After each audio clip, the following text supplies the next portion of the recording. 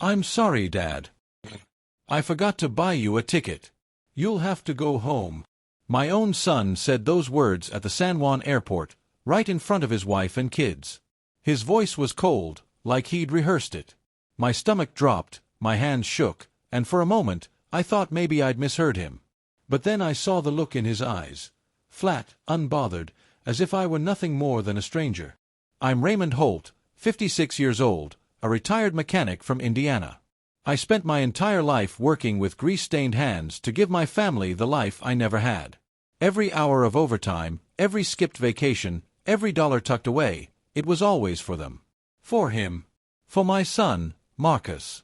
And now, here I was, standing in front of the TSA line with my rolling suitcase, holding my passport like a fool, while my own son told me I wasn't going. The words cut deeper than any knife. Asterisk, just go home. Asterisk. I looked at his wife, Chloe, hoping for some kind of kindness. She avoided my eyes, fiddling with her designer sunglasses. My grandkids, Ethan and Lila, shifted uncomfortably, whispering to each other. They were too young to fully understand, but old enough to sense that something was wrong. I forced a laugh, trying to save face. Marcus, that's a funny joke. Come on, give me my ticket. We'll miss the flight. But he didn't laugh. He just adjusted his polo shirt, put an arm around Chloe, and stepped forward in line. Security waved him through. My heart pounded against my ribs, each thud echoing like betrayal. I stood frozen as they disappeared past the checkpoint, my grandkids giving me one last uncertain look before they vanished too. My legs felt weak. The people around me bustled with excitement. Families hugging, lovers holding hands, kids bouncing with joy about their vacations. I must have looked like a ghost among the living. I had spent $50,000 of my retirement savings on this trip. $50,000 I'd been saving for years, planning a once-in-a-lifetime family vacation. I'd booked the beachside villa, the tours, the fancy dinners, everything. All they had to do was show up. And they did. But not for me. They had planned to leave me behind. I walked slowly out of the airport, each step heavier than the last. The automatic doors slid open, and the humid Puerto Rican air hit me in the face. My chest felt tight, not just from the heat but from something deeper. Abandonment. Humiliation. I sat down on a bench outside the terminal, my suitcase beside me, my body trembling. My phone buzzed in my pocket. A new voicemail. Then another. And another. When I finally unlocked it, my jaw nearly dropped. 65 missed calls. All from Marcus. I stared at the screen, confusion twisting with anger. Why was he calling me now, after leaving me here like trash? What could he possibly want? I didn't answer. My thumb hovered over the callback button, but I couldn't bring myself to press it. My mind raced. Was it guilt? An emergency? Or another trap? The tropical sun dipped lower on the horizon as I sat there, clutching my phone, knowing that whatever those missed calls meant, my life was about to change forever. I didn't know it yet, but those 65 missed calls weren't just apologies. They were the beginning of a secret I was never supposed to find out. When you work with your hands your whole life, you start to believe calluses are a badge of honor. Mine told the story of every oil change, every engine pulled, every busted knuckle I endured in that garage down on Sycamore Street. For 30 years, I kept other people's cars running so my son could dream bigger than I ever dared. Marcus was supposed to be my legacy. I remember the day he was born, August 14, 1989. The nurses placed that tiny red-faced boy in my arms, and I swore on my own father's grave that I'd never let him want for anything.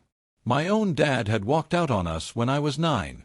He left my mother to raise 4 kids alone, and I grew up knowing the bitterness of empty cupboards and eviction notices. I promised myself Marcus would never taste that kind of hunger. So I worked. I worked through Christmas Eves, missed birthdays, and skipped fishing trips with friends. When Marcus needed braces, I pulled double shifts. When he wanted football camp, I sold my old Chevy truck.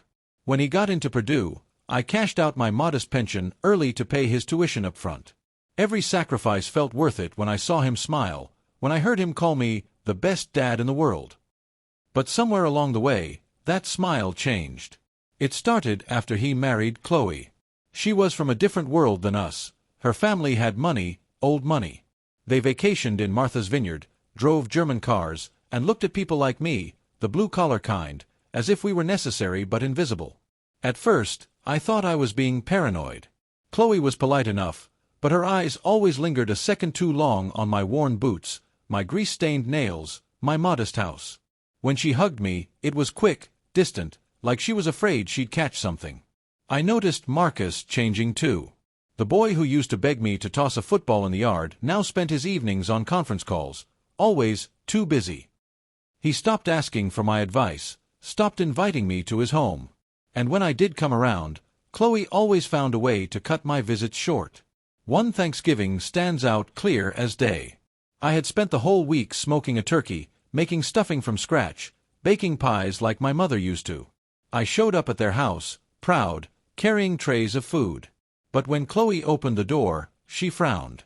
"Oh, we already catered from seasons 52. You didn't have to bring all that, Raymond." Marcus just stood behind her, hands in his pockets, eyes down. Not a word in my defense.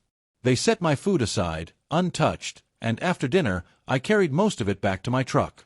I ate leftovers alone that weekend. That's when I first felt the distance turning into a wall.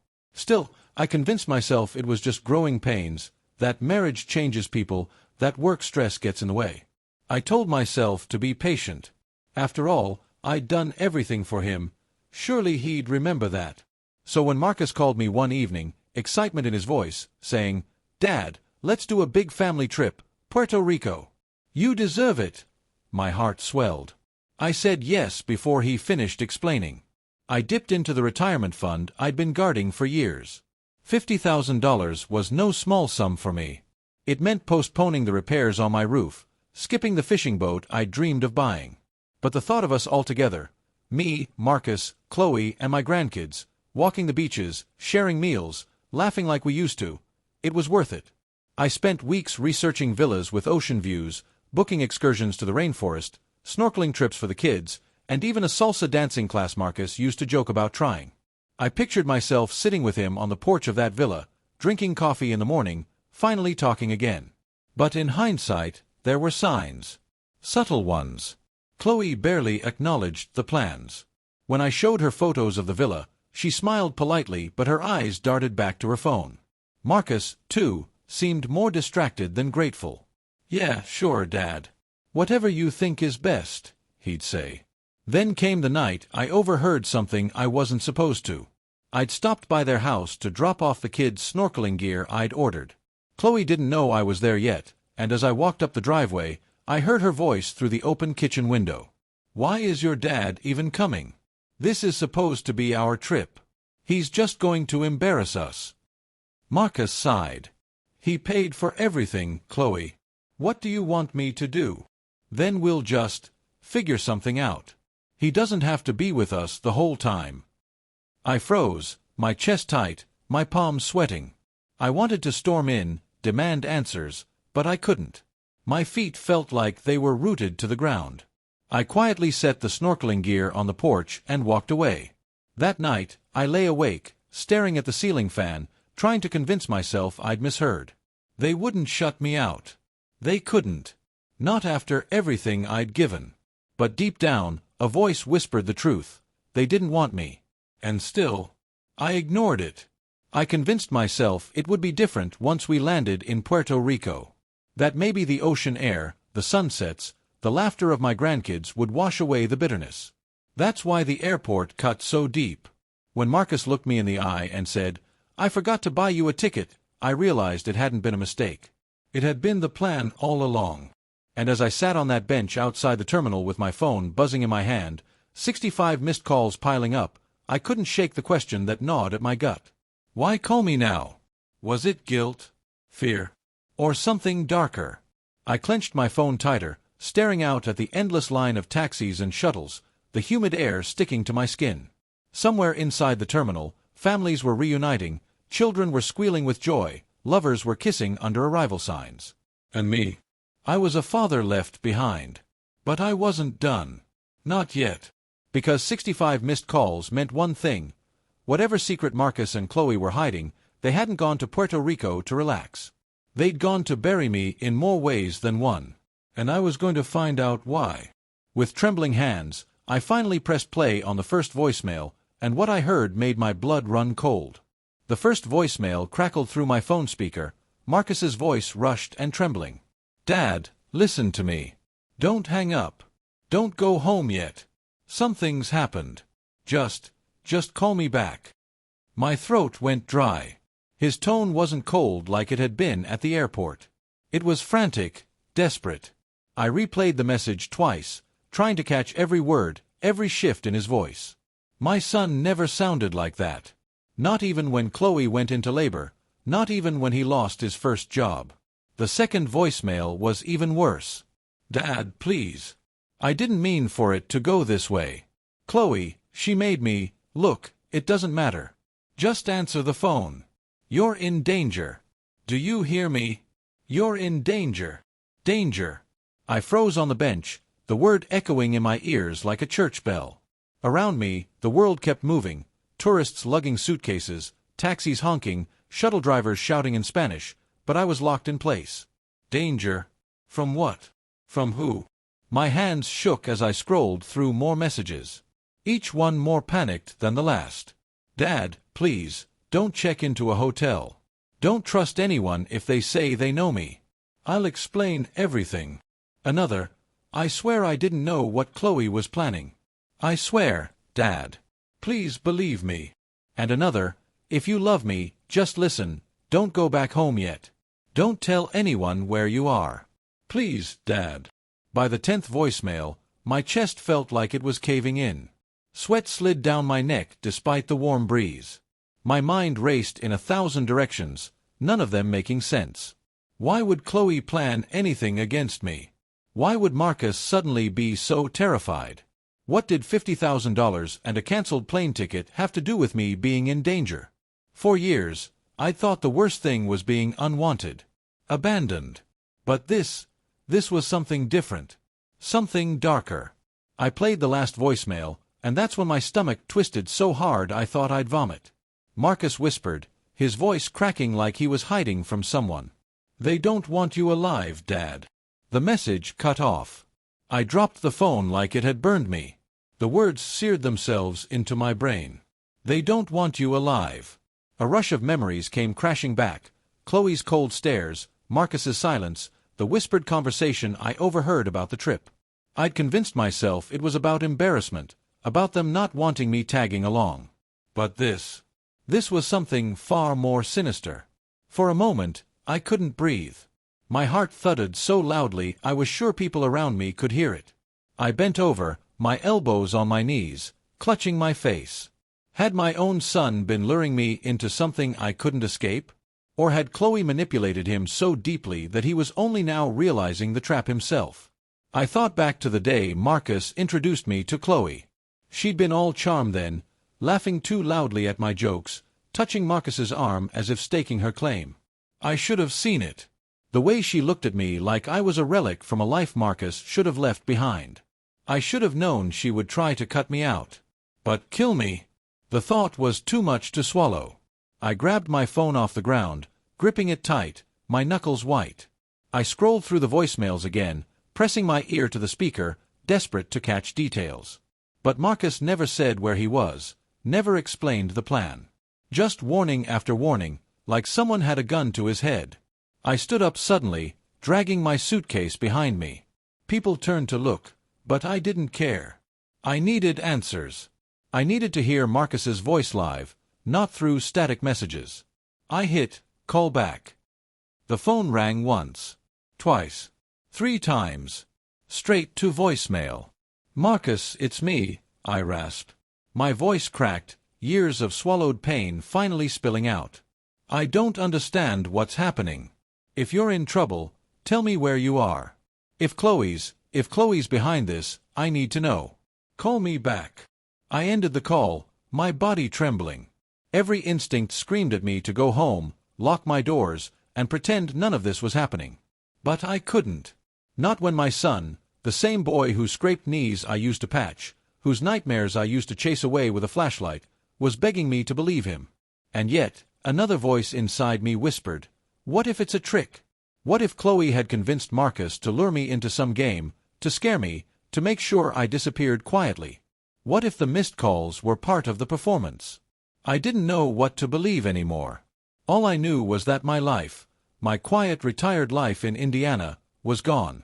Shattered. As I stood there in the humid air, a sudden memory hit me. A conversation I'd brushed off months ago. I'd been sitting at Chloe and Marcus's kitchen table, watching Lila draw with crayons. Chloe had stepped out to take a call, speaking in hushed tones. When she returned, she smiled that fake smile and said, "Marcus and I are just making sure all the paperwork's in order. You know, for the future." Paperwork. At the time, I'd thought she meant wills, college funds, responsible planning. But now the word carried a different weight. Paperwork could mean insurance. Life insurance. My chest went cold. I remembered the week before the Puerto Rico trip, when Marcus casually mentioned he'd updated some documents and asked for my social security number for the travel insurance. I'd handed it over without a second thought. My mouth went dry. Was I worth more dead than alive to them? The crowd around me thinned as flights departed. I sat back down, heart pounding, phone clenched in my hand. I had two choices: go home, crawl back into my quiet little house, and pray this storm passed, or stay, dig deeper, and risk finding out just how little my family valued my life. I looked at the sky, the colors shifting into dusk. The same sky my son and grandkids were flying under, leaving me behind. And for the first time in years, I felt something sharp rise up inside me. Not sorrow. Not confusion. Anger. Pure, unfiltered anger. They thought they could take my money, my love, my trust, and erase me. They thought wrong. As night fell, my phone buzzed again. This time, it wasn't Marcus. It was an unknown number. And the voice on the other end said words that made my blood freeze. "Mr. Holt, we know where you are. Don't move. Mr. Holt, we know where you are. Don't move." The voice on the other end of the line was calm, flat, almost too calm. It wasn't Marcus. It wasn't anyone I knew. My body went rigid. The phone felt heavy in my hand, like it carried the weight of every betrayal I'd just uncovered. "Who is this?" I asked, forcing steel into my voice, though my throat felt dry as sand. Silence. Then a faint exhale. "You should have been on that flight." My heart stopped. I stared out at the parking lot in front of the airport, the headlights of cars slicing through the dusk. People were dragging suitcases, kissing loved ones, arguing with cab drivers. Everyone looked normal. Ordinary. But someone was watching me. I spun on the bench, scanning faces. No one looked back. "Who the hell are you?" I demanded, louder now. The line went dead. I stood there for a moment, phone pressed to my ear, pulse hammering in my temples. Then instinct kicked in. I grabbed my suitcase and moved fast, weaving through the crowd, my eyes darting everywhere. If someone knew where I was, then staying put was the worst thing I could do. I headed toward the taxi line, but at the last second, I veered off, ducking inside the sliding doors of the arrivals terminal.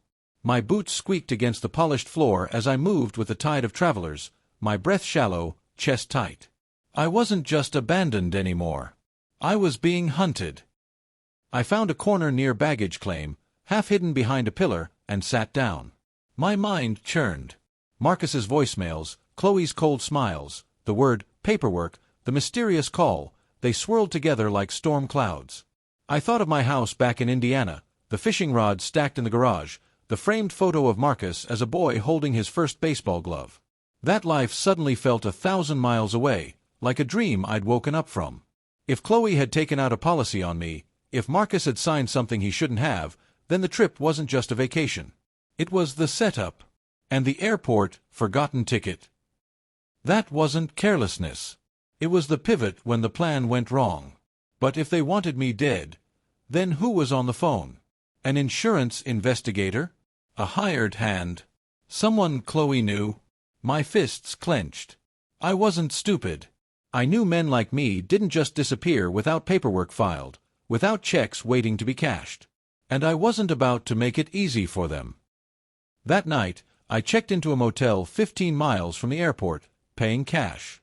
It was a rundown place off the highway with flickering neon lights that buzzed like mosquitoes. The kind of place nobody looked twice at you. That's what I needed. No eyes, no questions. Inside the room, I sat on the edge of the bed, staring at my phone. 65 missed calls from Marcus, plus that one unknown number. My thumb hovered over his contact again. I wanted to hear his voice. I wanted to believe him. But part of me wondered if he was still under her spell. If those voicemails were genuine, or just bait to make me lower my guard. I set the phone down, rubbed my face, and tried to steady my breathing. I had given my son everything. I'd broken my back so he could live soft. And now, at 56, with my body aching from years of labor, I was hiding in a cheap motel room, wondering if my own blood wanted me dead. That's when I saw it, the envelope sticking out of my suitcase pocket. I pulled it free and stared. It was the travel documents I'd printed before the trip, flight details, villa address, excursion bookings. On the last page was the insurance policy I'd signed. Travel Protection Plan. I skimmed the fine print, my eyes narrowing. It wasn't just travel coverage.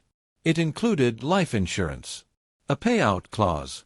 Double indemnity in case of accidental death overseas. I sat back hard against the wall, bile rising in my throat. My son hadn't forgotten to buy me a ticket. He'd made sure I never boarded because I wasn't supposed to survive the trip in the first place. I barely slept. Every noise outside the motel made me sit upright, the hum of a car engine, footsteps on the gravel lot, voices drifting through thin walls. I clutched the phone in one hand and the policy documents in the other, as if either could protect me. By morning, I knew one thing: if they wanted me gone, I couldn't go to the police yet. Not without proof. Chloe came from money. Money talked, and in small towns and cities alike, money covered sins. I needed to be smarter, quieter. So I made a plan. First, I called my neighbor back home, an old friend named Gerald who owed me more than a few favors. I kept my voice low. "Gerald, I need you to check something for me. Go through my mailbox, see if there's anything with Marcus's or Chloe's names on it. And if anyone asks about me, don't tell them a damn thing. Just say you haven't seen me." "Ray, you all right?" he asked, concern lacing his voice. "Just do it. Please." He hesitated, then agreed. Next, I searched my phone. I combed through messages from Marcus and Chloe over the last few months. Buried between the casual updates were hints I'd ignored before. Chloe reminding Marcus, "don't forget the paperwork with the lawyer this week." Marcus texting me, "Dad, can you send me your SSN real quick for the trip coverage?" A bank alert about a wire transfer I hadn't noticed at the time. Every breadcrumb painted the same picture, a setup. But if Chloe had gone this far, why the voicemails from Marcus? Why the warnings? The only answer that made sense was this: he'd finally realized what she was capable of. And maybe, just maybe, he regretted letting her pull him into it. I sat at the motel desk, staring at the peeling wallpaper, anger simmering hotter than ever. All my life, I'd been the man who kept his head down, who worked, who provided, who swallowed disrespect because family mattered more than pride. But this wasn't disrespect. This was a noose tightening around my neck. And if Chloe thought I'd go quietly, she was dead wrong. That evening, as the sun bled into the horizon, I decided to test something. I called the unknown number back. It rang once before someone picked up. Silence. Then a faint shuffle, like movement in a car. "Mr. Holt," the voice said again, calm and detached. "You should not have stayed." I swallowed hard. "Who are you? Did Chloe send you?" Another pause. "You'll know soon enough." Click. The line went dead again. I lowered the phone slowly, my heart thundering. Whoever they were, they weren't bluffing. They knew my name, my movements. But so did I. I knew theirs, at least part of it. Because just before the line cut, I heard something faint in the background. A child's voice. A giggle. Ethan. My grandson. My blood turned to ice. Whoever was on the phone wasn't just after me, they were with my family. The sound of Ethan's giggle haunted me long after the call ended. It was faint, almost buried in the background, but I'd know it anywhere. My grandson had a laugh that came in bursts, like hiccups, always followed by him clapping his small hands. That meant one thing: the person who had just threatened me wasn't some stranger on the outside. They were close, close enough to be with my family. I sat there in the dim motel room, staring at the phone like it had sprouted teeth. The hum of the neon sign outside bled through the window, a low buzz that matched the one inside my head. For the first time since the airport, I wasn't just afraid. I was furious. If Chloe wanted to cut me out, fine. She could look down her nose all she wanted. But dragging my grandkids into whatever twisted scheme she'd spun? That was unforgivable. I pictured Ethan and Lila running on that Puerto Rican beach, sand sticking to their little feet, their laughter caught in the wind. The thought of Chloe using them as pawns made my stomach not so tight it hurt. I had been a fool for too long. A fool who believed that sacrifice bought loyalty, that love guaranteed love in return. I worked my fingers raw for Marcus. I let Chloe's icy stares roll off me like rain. I ignored the warning signs. But no more. This wasn't about me anymore. It was about protecting those kids. I knew I needed information, proof that could back me up if I went to the police. Words alone wouldn't protect me, not against someone like Chloe who came from a family with lawyers on speed dial. So, I started digging. I pulled out the folder I'd brought with me, the one stuffed with receipts, booking confirmations, and the travel policy. Under normal circumstances, it was just boring paperwork. But in the wrong hands, it was a roadmap of how to erase me. I read every line of that policy until my eyes burned. The payout was staggering: $500,000. $500,000, triggered in case of accidental death while traveling abroad. My name. My signature. Marcus listed as the beneficiary. I dropped the papers on the table, my hands shaking. So that was it. That was the future Chloe had been planning. Not a trip. A payday. And Marcus. Whether he'd signed willingly or been pressured into it, I couldn't tell. The voicemails told me one thing: at some point, he realized the cost. And maybe, just maybe, he regretted it. I called Gerald again, my old neighbor back in Indiana. He picked up on the second ring. "Ray, you sound like hell." "Check my house," I said. "Go through my desk drawers. Look for anything with insurance or legal stamps. Chloe's fingerprints might be on more than just this trip." Gerald hesitated. "You think they're—" "I don't think. I know." My voice cracked on the last word. He promised to check and call back. While I waited, I paced the motel room. My mind spun with possibilities. Should I fly to Puerto Rico and confront them head-on? Or would that just hand me over to Chloe on a silver platter? Should I go to the police here, risk them brushing me off as a paranoid old man? No. Not yet. Not without proof. I needed to be smarter. So, I pulled out my laptop. It was old, slow, but it worked. I logged into my bank account, searching through recent statements. And there it was, a large withdrawal 2 weeks before the trip.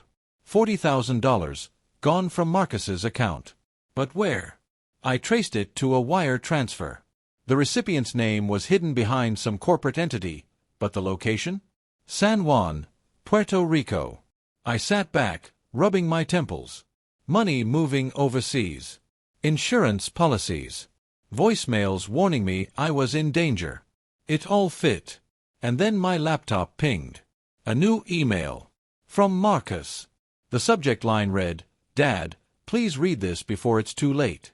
I hesitated before clicking, my finger hovering over the trackpad. Was it real? Or another trap? My heart hammered in my chest as I opened it. The message was short. Sloppy. Like he'd typed it in a rush. "Dad, I don't have much time. Chloe isn't who you think she is. She's been planning this for months with her family. I didn't know until it was too late. They needed your signature. They needed your money. They were never going to let you come on this trip. I'm sorry. I should have stopped it. Please believe me, I never wanted this. But now they know you're still in the States, and they're coming for you. Don't trust anyone. Don't go home. And Dad, whatever you do, don't sign anything else. Marcus." I read it 3 times, the words blurring as tears burned my eyes. For the first time, I saw a flicker of the boy I raised, the boy who used to tug on my sleeve asking for one more story before bed. But it wasn't enough. Sorry didn't erase betrayal. I closed the laptop and stared at the ceiling. Every muscle in my body ached, but I knew rest wasn't coming. Marcus had confirmed what I already suspected. Chloe was the mastermind. And if she was ruthless enough to use my son, she was ruthless enough to use my grandkids. That meant I couldn't stay here. I couldn't hide. I had to fight back. The next morning, Gerald called. His voice was low, serious. "Ray, I found something." "What?" "In your mailbox. A thick envelope from a law office downtown. Opened already, like someone wanted to hide it. It's an updated will.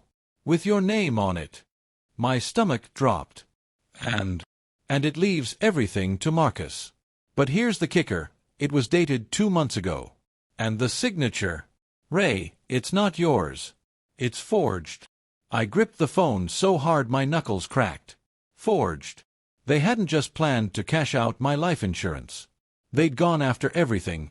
My house, my savings, even the little bit of land my father left me. Chloe wasn't trying to erase me. She was trying to harvest me. "Gerald," I said slowly, "lock that envelope up. Don't tell anyone you found it. Not Marcus. Not Chloe. No one. You got it. What are you gonna do, Ray?" I stared at my reflection in the motel mirror. The lines in my face seemed deeper, the gray in my hair harsher. But my eyes burned like they hadn't in years. I'm going to make them regret ever thinking I was disposable. That afternoon, I bought a one-way ticket to San Juan. Not in my name, not on my card. I paid cash through a small travel agency 3 towns over, the kind of place nobody used anymore. If they thought I was too old, too tired, too weak to fight, they were about to find out just how wrong they were. I wasn't going to Puerto Rico for a vacation. I was going for war. As the plane lifted off, I opened my phone one last time. A new voicemail blinked. It wasn't Marcus this time. It was Chloe. And her voice was smooth as silk, deadly as poison. "Raymond, I know you're still alive. But don't worry. You won't be for long." When the wheels touched down in San Juan, my stomach knotted so tight I thought I'd be sick.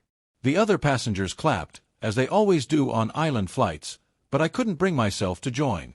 I wasn't here for beaches or palm trees. I was here because the woman my son married wanted me erased. The moment I stepped into the airport terminal, I felt exposed. The air smelled like salt and sunscreen, but underneath it was tension, sharp as cut glass. I kept my head low, my baseball cap pulled down, my old duffel bag slung over one shoulder. Chloe knew I was alive. She'd said it herself in that voicemail. That meant eyes could be anywhere. A hired hand. A cousin. A lawyer. Someone waiting for me to slip. I didn't plan on slipping. Instead of taking a cab straight to the villa I'd booked for the family, I went in the opposite direction. I rented a car under a fake name from a hole-in-the-wall agency downtown. No contracts, no digital records. Just cash and keys. The car was a beat-up Toyota, but I didn't care. I needed wheels, not style. I drove for hours, through crowded streets where stray dogs darted between cars, through neighborhoods painted in bright blues and yellows, past roadside food stalls where people laughed over fried plantains. But the beauty of Puerto Rico barely touched me. My eyes stayed sharp, scanning mirrors, looking for tails. By sundown, I checked into a tiny guest house run by an old couple who didn't ask questions. My room smelled faintly of mildew, but it had locks, curtains, and no connection to my name. From there, I began to plan. Step 1. Find Marcus. Step 2. Figure out just how deep Chloe's plan went. Step 3. Stop it. Whatever it took. I started with the villa address. It was written on the booking documents I still carried. A luxury property on the coast, white walls, infinity pool, the works. I didn't dare drive straight there, but I parked on a hill overlooking the property the next morning. From a distance, I saw them. Marcus, standing stiff in a button-down shirt. Chloe, lounging by the pool, sunglasses on, phone glued to her hand. Ethan and Lila splashed in the water, their laughter carrying across the breeze. For a brief moment, my heart softened. They looked so happy, so innocent. But then Chloe sat up and said something to Marcus. He nodded, his jaw tight. He looked trapped. Like a man in chains you couldn't see. I clenched the steering wheel, my fingernails digging into the leather. I wanted to storm down there, grab my grandkids, and drag Marcus out by the collar. But storming in without proof would only play into Chloe's hands. If she'd already forged my signature once, she could spin whatever story she wanted, that I was unstable, dangerous, senile. No, I needed evidence. So I waited. I spent 3 days watching that villa. I learned their patterns. Chloe always left around noon, driving into town, gone for 2 hours. Marcus stayed behind, pacing the balcony, his phone pressed to his ear. The kids played under the nanny's watchful eye. On the 4th day, opportunity struck. Chloe left like clockwork, sliding into a sleek black rental car. Once she disappeared down the road, I moved. I parked 2 streets over, slipped on sunglasses, and walked down the path toward the villa like I belonged. The gate was closed, but not locked. My heart pounded as I pushed it open, the squeak of hinges sounding far too loud in the quiet afternoon. I moved quickly around the side, staying low, until I reached the back porch. There, I saw Marcus alone, leaning on the railing, staring out at the ocean. "Marcus," I hissed. He spun around, eyes wide, face pale.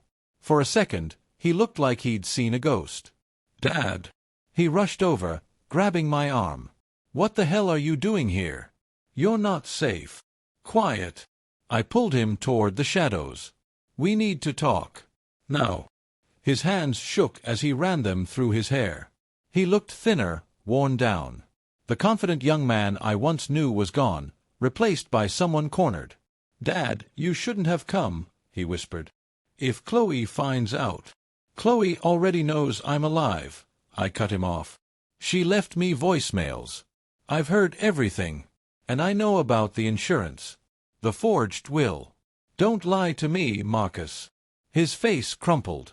He leaned against the wall, his voice breaking. "I didn't want any of this. She pushed me into it. Said it was just paperwork, just in case. Said you'd never notice. By the time I realized, it was too late. I swear, Dad, I never wanted you dead." I stared at him, anger and sorrow twisting together. "But you signed. You let her use you." Tears welled in his eyes. He looked away. I was weak. I thought I was protecting my family. I shook my head.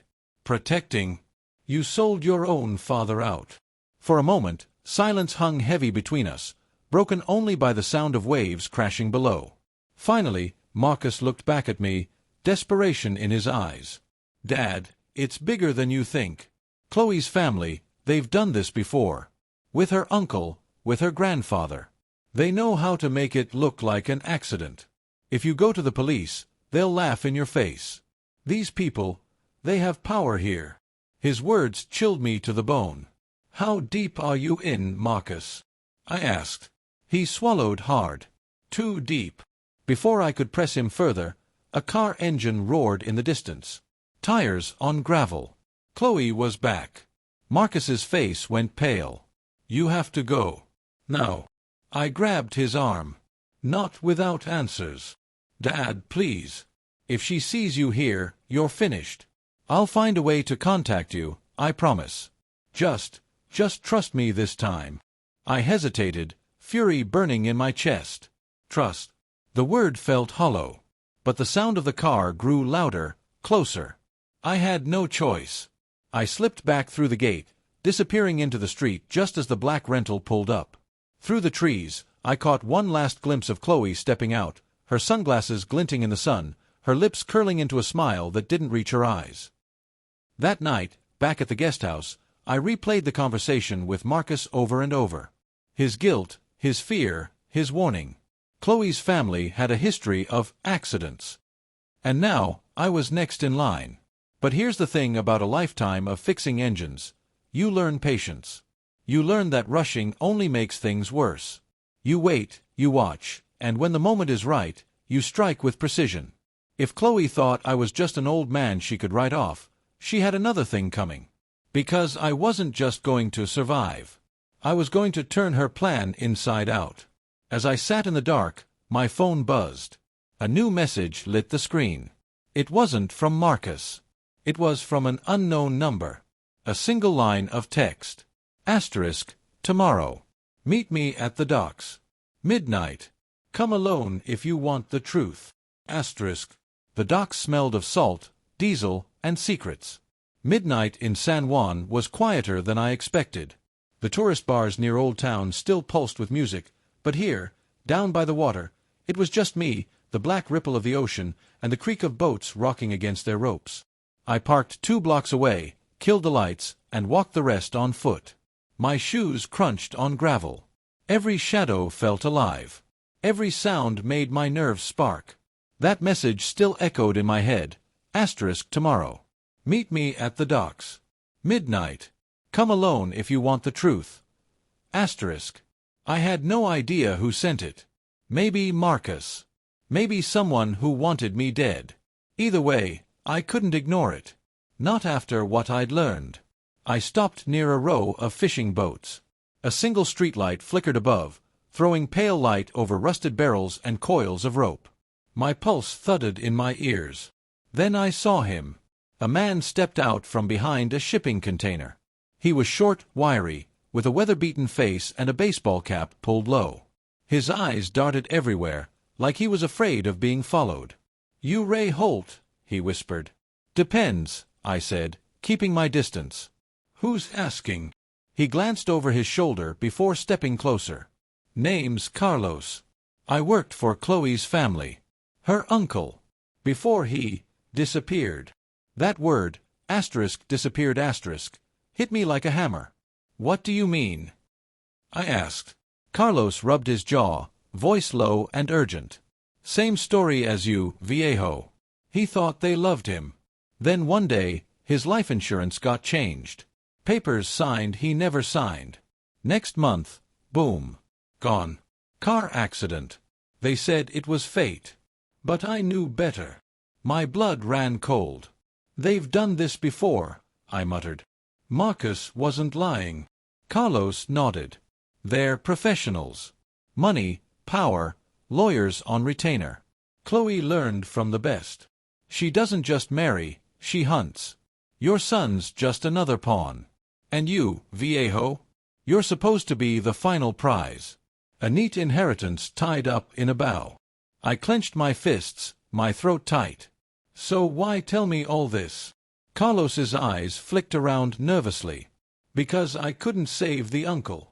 I couldn't stop it. But maybe I can help you. I kept records. Copies.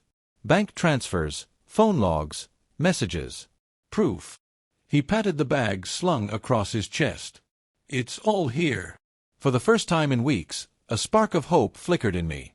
Evidence. Exactly what I needed. But before I could respond, a sound tore through the silence.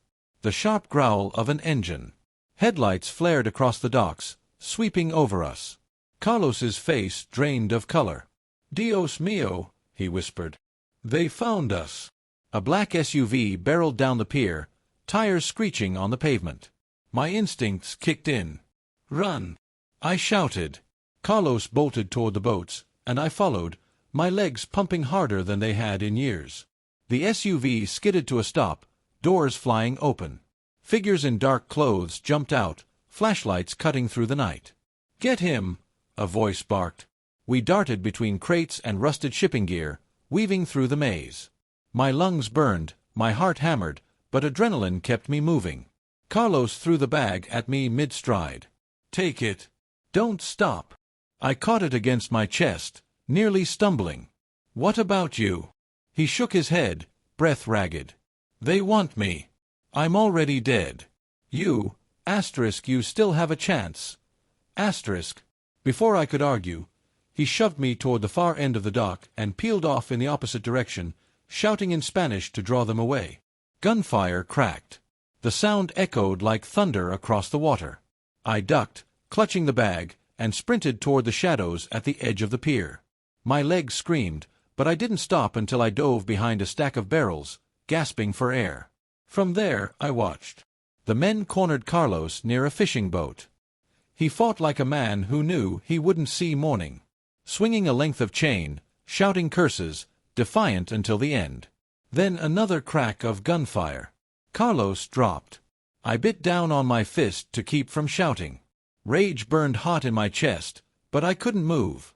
If I revealed myself, it'd be my body lying in the dirt next to his. The men dragged his body toward the SUV, tossed it like trash, and sped off into the night.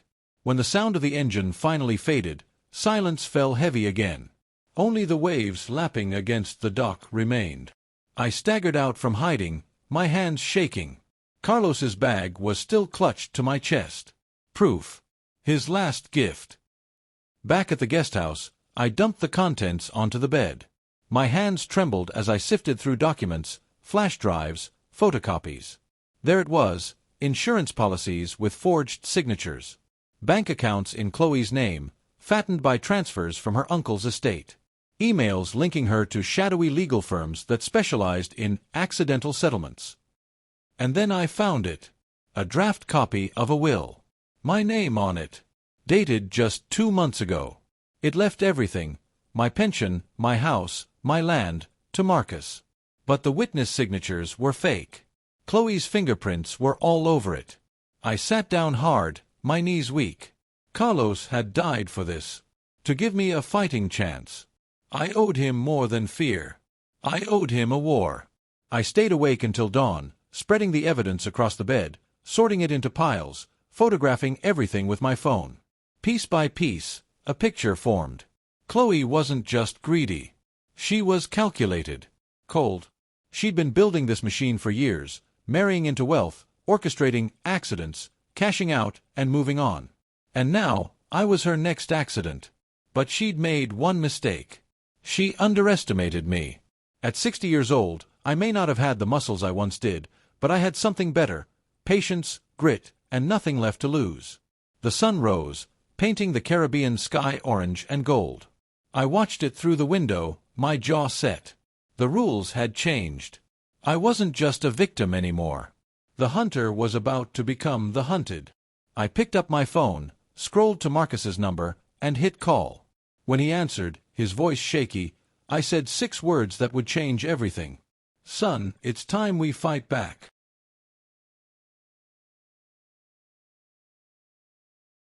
Marcus met me in the back corner of a diner off the highway, the kind of place where the coffee never ran out and the waitresses knew everybody's name. He looked like he hadn't slept in days. His shirt was wrinkled, his hands trembled as he wrapped them around his mug. When he saw the bag I carried, his eyes widened. Dad, you got proof. I slid a folder across the table. More than proof. Chloe's entire playbook. Marcus opened it, his face draining of color as he flipped through the photocopies and bank transfers. God. She really forged all this. She's been planning it for years, I said, my voice low but steady. Your grandfather, her uncle. Naomi. You were just her pawn, Marcus. Her puppet. Tears welled in his eyes. He tried to speak but couldn't. Finally, he whispered, What do we do? I leaned forward. We take her down. But not with guns or fists. With the one thing she never thought I had, evidence. For 2 days we planned. I coached Marcus on how to act natural, how to pretend like nothing had changed. Meanwhile, I copied Carlos's files, uploaded everything to cloud storage, and drafted letters to lawyers, journalists, and the authorities, timed emails, set to send if anything happened to me. Chloe had built her empire on secrets. My job was to drag them into the light. The showdown came sooner than I expected. Marcus invited me to the villa under the pretense of making peace. Chloe was suspicious but agreed. She liked to win in person, to savor the humiliation of others. When I arrived, she was by the pool, sipping wine, sunglasses perched on her head. She looked me over like I was dirt tracked onto her clean floor. Well, well, she said, her voice dripping with mock sweetness. The ghost returns. I set my duffel on the table, my eyes never leaving hers. I'm not a ghost, Chloe. But after today, You might wish I was." Her smile tightened. Big words for a man who couldn't even get on a plane. Marcus shifted uncomfortably, standing between us like a man torn in two. "Chloe, listen." "Quiet," she snapped, her mask slipping for a second. "This doesn't concern you." That was her mistake. Thinking Marcus was still hers. I opened the duffel and pulled out a thick folder, laying it on the glass table. "This concerns all of us. Insurance fraud. Forged wills. Bank transfers. Families ruined. People dead." Her eyes flicked to the papers, just for a fraction of a second, but it was enough. I pressed on. "I have copies with lawyers, journalists, police. If anything happens to me, or Marcus, or the kids, the world will know everything. Your game is over, Chloe." For the first time, she faltered. The wine glass trembled in her hand. "You're bluffing." I leaned closer, my voice hard. "Try me." Silence hung heavy, broken only by the distant crash of waves. Finally, Chloe laughed, a sharp, brittle sound. "You think you've won, old man? Evidence can be buried. Stories can be twisted. Do you really believe anyone will take your word over mine?" I didn't flinch. "They won't take just my word. They'll take your husband's." Marcus stepped forward then, his jaw set, his voice steadier than I'd ever heard it. "It's over, Chloe. I'm done covering for you. Done letting you use me. You wanted me to betray my own father. I won't do it again." Her face hardened, the mask shattering completely. "You spineless coward." "You're wrong," Marcus said, his voice rising. "For the first time in years, I'm finally standing up." Chloe's eyes darted between us, searching for some crack, some way to claw back control. But there was none. Not anymore. The sound of tires crunching on gravel broke the standoff. A black SUV pulled up the driveway, doors opening. But this time, it wasn't Chloe's men. It was the police. I'd sent the files the night before, timed perfectly. By the time we sat at that table, the authorities already had enough to move. 2 officers stepped forward, badges gleaming. "Chloe Bennett, you're under arrest for fraud, conspiracy, and suspicion of homicide." Her mouth fell open. "What? No, you can't. This is a mistake." The officers read her rights as they cuffed her. She thrashed, cursing, her voice shrill, her perfect facade crumbling into raw fury. "You'll regret this," she screamed at me, her hair falling into her face. "You'll regret the day you crossed me." I stood tall, my voice calm. "No, Chloe. The only thing I regret is not seeing who you really were sooner." They dragged her to the SUV. The kids watched from the balcony, wide-eyed but safe. For the first time in years, I saw a glimmer of hope in Marcus's eyes. When the car pulled away, carrying Chloe and her empire of lies with it, the villa seemed lighter. The air easier to breathe. Marcus turned to me, his voice cracking. "Dad, I'm sorry. For everything." I looked at him for a long moment. The boy I raised, the man who'd lost his way, stood before me, broken, ashamed, but finally free. I pulled him into a hug, my voice rough. "We can't change the past, son. But we can build something better from here." His shoulders shook as he clung to me. "I don't deserve it." "Maybe not," I said softly. "But the kids do. And I'm not giving up on them." The next morning, the sun rose over Puerto Rico, painting the sea gold. I stood on the balcony, watching the waves. For the first time in a long time, I felt peace. Carlos's sacrifice hadn't been in vain. Chloe's empire was crumbling. My family, though fractured, had a chance at healing. I wasn't just a man left behind anymore. I was a man who had fought back, and won. Weeks later, back home in Indiana, I sat at my kitchen table with Ethan and Lila drawing beside me, Marcus fixing coffee in the background. My house felt alive again. I knew scars would remain. Trust would take time. But I also knew this. Chloe had underestimated the strength of a father's love, the endurance of a man who'd given everything for his family. And in the end, that love was stronger than her greed. I smiled as the kids laughed, the warmth filling the room. They tried to erase me. But I was still here. And I wasn't going anywhere.